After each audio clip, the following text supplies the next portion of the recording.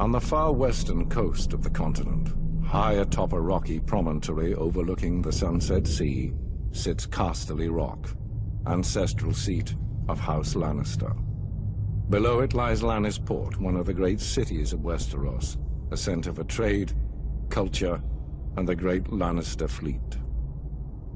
There are a number of gold and silver mines in the Westerlands, making it the richest region in all of Westeros.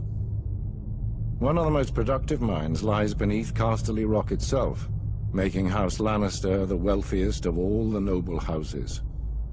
This allows House Lannister to finance many endeavors of other noble houses. Even the king himself has sought credit from Casterly Rock from time to time. We Lannisters claim our descent from the Andal invaders, and through the female bloodline, Lann the Clever.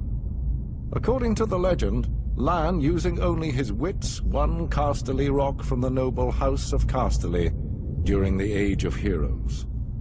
The Lannisters reigned as kings of the Rock for thousands of years, and worked to make it the envy of the rest of the Seven Kingdoms.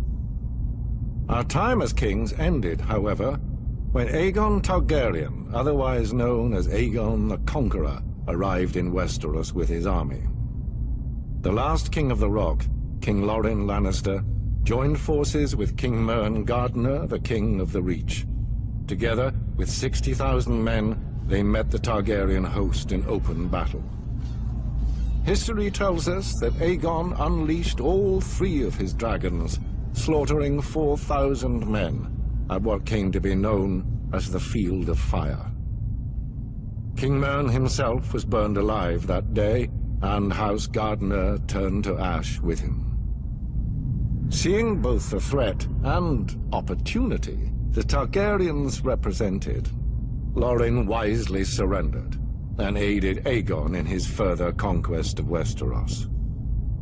The Lannisters were thus appointed Lords Paramount of the Westerlands and Wardens of the West, titles we hold to this day.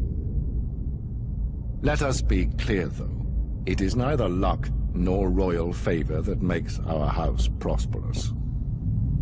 There have been times in our history where some have thought us weak, lazy, or opulent.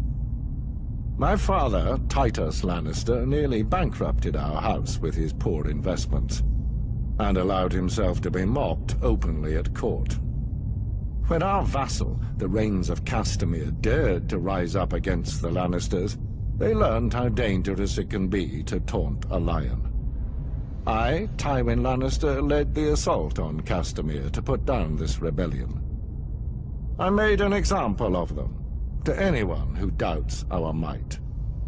They even made a quaint song about the fates of the Rains of Castamere. Sadly, there are no Rains left to hear it. Today, the Golden Lion of Lannister is rightly admired and feared throughout the Seven Kingdoms. Our words are, "Hear me roar." But there are other words that should be remembered when crossing a lion of Casterly Rock.